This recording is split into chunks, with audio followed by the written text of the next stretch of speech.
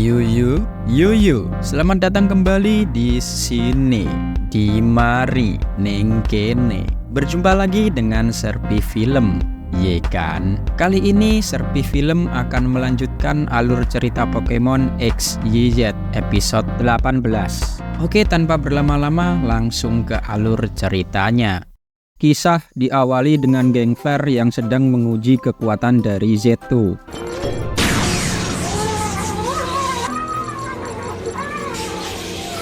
Dalam pengujian itu memperlihatkan kekuatan Z2 sangat besar. Shin berpindah ke Satoshi yang sudah sampai di kota Jakole. Di sana terlihat Puni-chan sedang tidak tenang. Kemudian Yurika bernyanyi untuk menenangkan Puni-chan. Puni, yawarakaku puni, posheta no naka. Setelah itu mereka berjalan kembali. Saat di perjalanan, Serena melihat informasi pameran batu yang diadakan di hotel. Lalu mereka memutuskan untuk berkunjung ke sana. Sesampainya di hotel, mereka mendapat informasi jika pameran hari itu sudah selesai. Akhirnya mereka memesan kamar untuk melihat pameran besok paginya. Sementara itu di ruang pameran datang seorang laki-laki misterius yang berusaha membuka gembok tempat penyimpanan batu permata. Hal itu menyebabkan alarm di hotel berbunyi.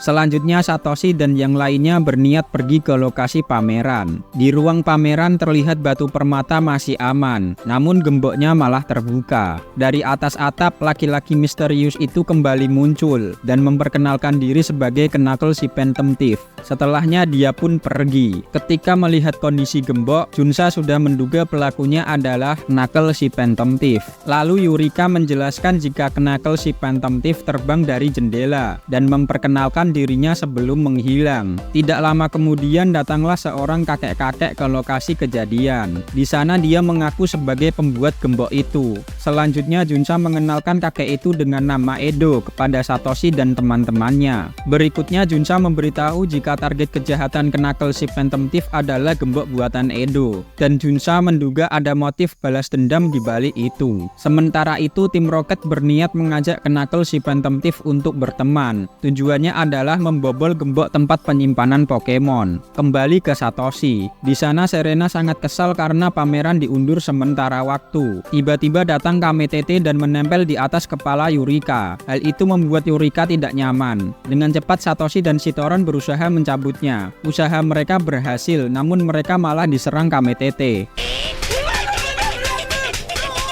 Setelahnya KMTT kembali lagi ke kepala Yurika. Dari Rotom Satoshi dijelaskan bahwa KMTT adalah Pokemon bertangan dua yang hidup di batu dan saat bertengkar, salah satunya akan pindah ke batu lain. Kemudian datang Edo dan menjelaskan kalau dirinya sedang bertengkar dengan KMTT. Lalu Edo mengajak KMTT untuk pulang, tetapi permintaan itu ditolak oleh KMTT. Akibatnya Edo menjadi marah. Dengan cepat Serena menenangkan Edo, sedangkan Satoshi meminta Edo menjelaskan mengapa mereka bisa bertengkar. Selanjutnya Edo memberitahu jika KMTT-nya itu sedang mencari muridnya bernama Kobushi. Waktu itu Kobushi sedang berusaha membuka sebuah gembok, namun tidak berhasil. Lalu Edo meminta gembok itu dari Kobushi. Setelah gembok dibuka, Edo menyuruh Kobushi untuk belajar lebih keras lagi. Sesudah kejadian itu, Kobushi pergi menghilang bersama KMTT sebelah kiri, sedangkan KMTT kanan sedang mencari mereka. Kemudian Edo meminta KMTT kanan untuk pergi dari kepala Yurika, tetapi sekali lagi ditolak. Hal itu membuat Edo marah lagi. Dengan segera Sitoron mengajukan permintaan untuk menjaga KMTT kanan sehari. Permintaan itu dikabulkan Edo. Selanjutnya terlihat Edo sedang mengamati gembok batu permata dan bergumam mengenai muridnya yang berhasil membobol gembok itu. Di tempat berbeda, Kobushi alias Knuckle si Phantom Thief berharap gurunya mengakui kemampuannya yang berhasil membuka gembok permata. Dari kejauhan tim Rocket memantau Kobushi. Setelahnya tim Rocket bergegas menangkap Kobushi.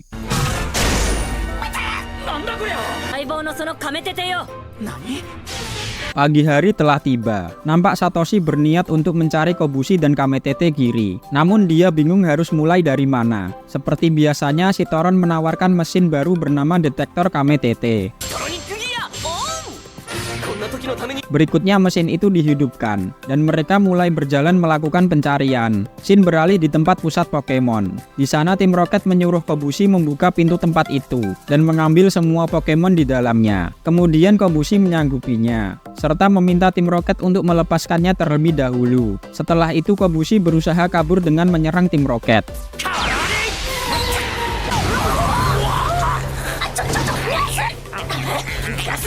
Tidak tinggal diam, tim Rocket mengeluarkan Pokemonnya dan balik menyerang Kobushi.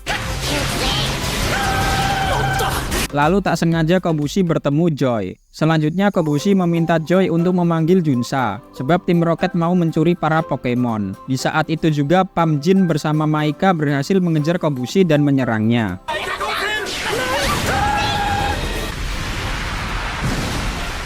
Serangan itu malah mengenai pipa listrik yang mengakibatkan tim Rocket terlempar ke angkasa. Ledakan pipa listrik itu menyebabkan munculnya kebakaran. Melihat kebakaran itu membuat Joy berlari ingin menyelamatkan Pokemon yang terjebak di dalam, tetapi dijegah oleh Kobushi.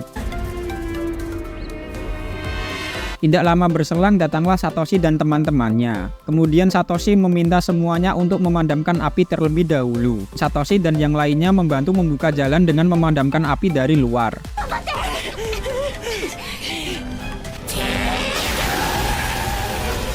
Setelah jalan terbuka, Kobushi berusaha membuka pintu pusat Pokemon dengan bantuan Kametete kiri. Di saat bersamaan, Satoshi dan yang lainnya masih berjuang memadamkan api. Kerjasama itu dilihat dengan seksama oleh Kuni-chan. Berkat usaha yang keras, akhirnya pintu berhasil dibuka. Masuklah Kobushi ke dalam tempat penyimpanan Pokemon. Dengan cepat, Kobushi dan Kametete kiri memasukkan Pokemon-Pokemon ke dalam keranjang troli. Tanpa diduga, sebuah kayu yang terbakar jatuh dan menyebabkan pintu terkunci. Akibatnya Kobushi tidak bisa keluar. Lalu Kobushi berteriak. Hal itu membuat Satoshi panik. Ditambah lagi kebakaran semakin membesar. Tiba-tiba Kametete kanan menarik Yurika untuk pergi menemui Edo. Sementara itu pemadam kebakaran hampir sampai di lokasi kejadian. Sampailah Kametete dan Yurika di rumah Edo. Melihat kedatangan mereka, Edo menjadi bingung. Karena asap yang tebal, Kobushi terlihat batuk-batuk. Dan di luar pemadam kebakaran berusaha menjinakkan api. Beberapa saat kemudian Edo bersama Yurika dan Kametete kanan datang ke lokasi kejadian. Dengan segera, Edo bersama Kametete kanan bergegas untuk membuka pintu. Dan seorang pemadam sempat mencegahnya. Namun hal itu tidak menghalangi Edo untuk menyelamatkan muridnya. Dari luar ruangan, Edo memanggil-manggil Kobushi. Lalu Edo meminta Kobushi untuk membuka pintu secara bersama-sama. Dari luar, Edo dibantu Kametete kanan. Sedangkan dari dalam, Kobushi dibantu Kametete kiri.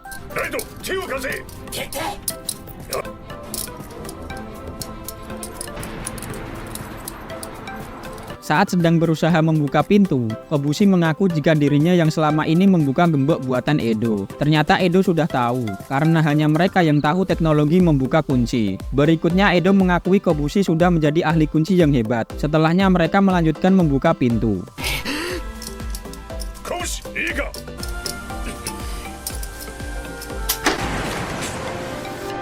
Usaha mereka pun berhasil. Akhirnya para Pokemon dapat diselamatkan. Nampak Kobushi dan Edo sangat kelelahan. Tetapi setelah itu mereka tertawa bersama. Kobaran api pun dapat dipadamkan. Kemudian Kobushi meminta maaf telah banyak merepotkan. Selanjutnya Junsa meminta Kobushi untuk menjelaskan perbuatannya di kantor polisi. Dan Edo akan menunggu kedatangan Kobushi saat sudah bebas. Lalu Kobushi dibawa Junsa ke kantor polisi. Setelah itu Edo memberitahu Satoshi dan teman-temannya jika sebelumnya dirinya sudah berkomunikasi dengan Junsa.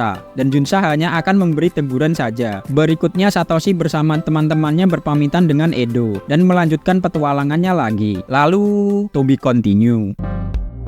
Oke, cukup sekian. Jadi itulah alur cerita dari Pokemon XYZ episode 18. Untuk video selanjutnya, tunggu di video berikutnya. Jangan lupa support channel kami, like, komen, subscribe. Terima kasih dan sampai jumpa. Dadah!